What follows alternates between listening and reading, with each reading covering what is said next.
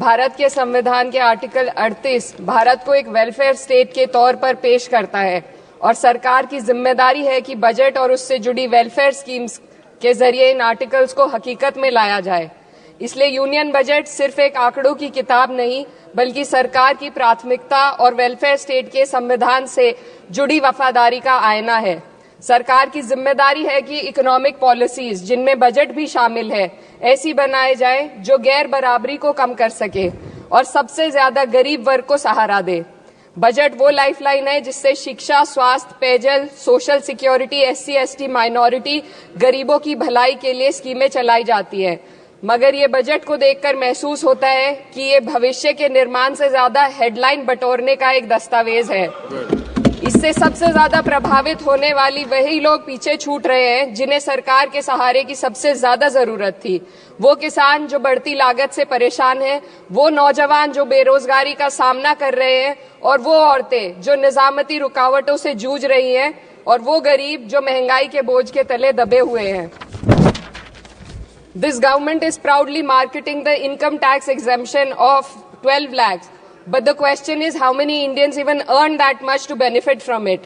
Only 2.2% of Indian population pays direct taxes, whereas no relief has been given in regards to indirect taxes, the burden of which falls on everyone, especially the poor and weaker section of the society. This clearly shows that this is not an inclusive budget. GST की ऊंची दरों ने आम आदमी की कमर तोड़ दी है।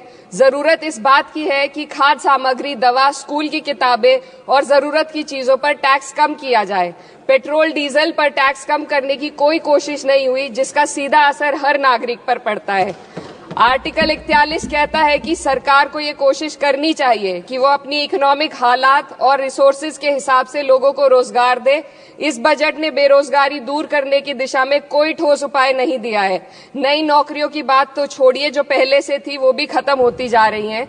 Skill development programme के नाम पर करोड़ों खर्च किए जा रहे हैं, मगर सवाल ये है कि ट्रेनिंग लेने के बाद कितने नौजवानों को असल में नौकरी मिल रही है।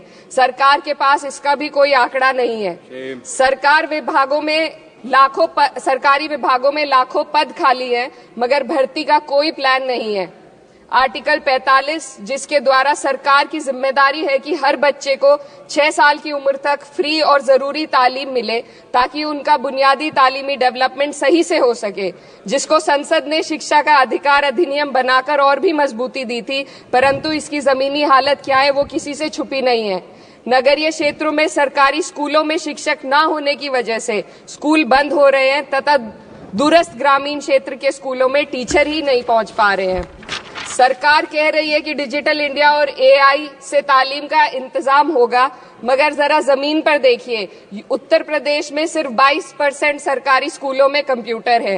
मेरे संसदीय क्षेत्र कैराना में कई सरकारी स्कूल शिक्षक न होने की वजह से बंद हैं और मदरसा एजुकेशन के बजट में 57% की कटौती कर दी गई है। क्या यही सबका साथ सबका विकास है? इसी तर्ज पर अस्पताल हैं जहां पर डॉक्टर नहीं है। आर्टिकल 47 अच्छी सेहत और जिंदगी के स्टैंडर्ड को बेहतर बनाने की आवश्यकता पर जोर देता है।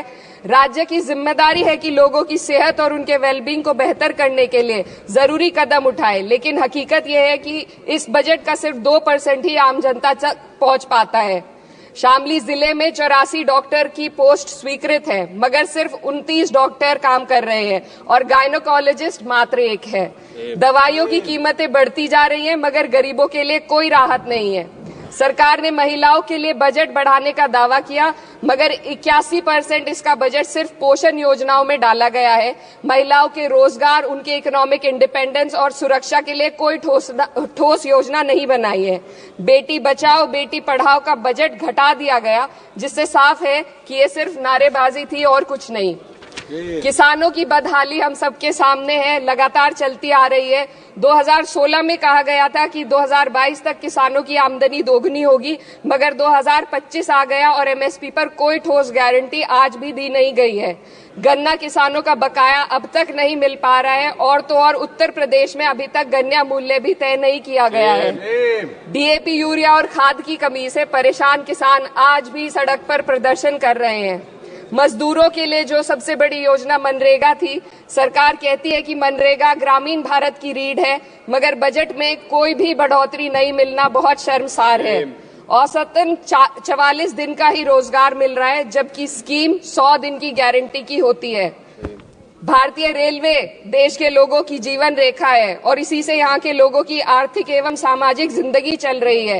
देश के हर हिस्से को रेल कनेक्टिविटी से जोड़े जाना सरकार की कल्याणकारी नीति का हिस्सा है। मेरे संसदीय क्षेत्र कैराना के रेलवे से जुड़ी 2 मांगे लंबे समय से लंबित हैं। दिल्ली शामली सहारनपुर रेल लाइन का दोहरीकरण और पानीपत शामली मेरठ लाइन का सर्वे अति शीघ्र ही कराए जाने की बहुत पुरानी मांग को बजट में शामिल किया जाना चाहिए। देश भर में बिजली की दरें बेहद असमान है। उत्तर प्रदेश में ये दरें बहुत ज्यादा हैं। देश भर में एक समान बिजली दरें लागू करने का प्रावधान किया जाए। रिवैम्प योजना में हर घर तक बिजली पहुंचाने के लिए एलटी लाइन बनाने का प्रावधान भी जोड़ा जाए। कृषि उपकरणों व खाद डीएपी को जीएसटी से मुक्त किया जाए। किसानों की एमएसपी की मांग को पूरा करने के साथ साथ उत्तर प्रदेश के किसानों को गन्ना मूल्य निर्धारण पिछले वर्ष से बढ़ाकर किया जाना बेहद जरूरी है। जनपद शामली व मुजफ्फरनगर को एनसीआर में तो शामिल किया गया है, परंतु वहां पर कोई विकास नहीं हुआ तथा उसको कोई भी लाभ नहीं मिला है। वहां के लोग सिर्फ प्रदूषण के बाध्यकारी नियमों से परेशान हैं, इसलिए दोनों जनपदों को एनसीआर की सीमा से बाहर किया जाना चाहिए। मेरे संसदीय क्षेत्र में मैं कुछ चीजें बजट स्पीच में ऐड करना चाहती हूँ। एक, ट्रॉमा सेंटर और जिला अस्पताल के अपग्रेडेशन की भी मांग है। जनपद शामली और सहारनपुर में एक महिला डिग्री कॉलेज खोला जाए। कैराना में जस्ट कंक्लूडिंग, यमुना नदी के घाट पर सौंदर्य कार्य का भी कार्य जोड़ा जाए। जनपद शामली में टेक्सटाइल पार्क की स्थापना की जाए और जो संसद निधि है, सांसदों को केवल 5 करोड़ रुपए दिए जाते हैं और एमएलए, उत्तर प्रदेश के एमएलए को भी 5 करोड़ दिए जाते हैं। हमारी मांग है या तो इसे बढ़ाकर 25 करोड़ किया जाए या फिर सिरे से खारिज किया जाए। The union budget was an opportunity to address the pressing. Sir, just 1 minute. Please, 2 more speakers are in your party. Sir, just concluding. Pressing concern of India's citizen, rising unemployment, soaring inflation, crumbling public services, and deepening rural distress. Yet, instead of offering real solution, the government has focused on optics and half measures. While tax relief for the middle class is welcome, it does nothing for the millions who earn too little to benefit from it. Education remains underfunded. Rural employment stagnates and farmers continue to struggle without meaningful support. The delays in conducting the census and caste census further exposes the government's disregard for data-driven policy making and social justice. India needs a budget that prioritizes its people, not just its economic headlines. A budget that invests in human capital, strengthens social security and ensures dignity and stability for all.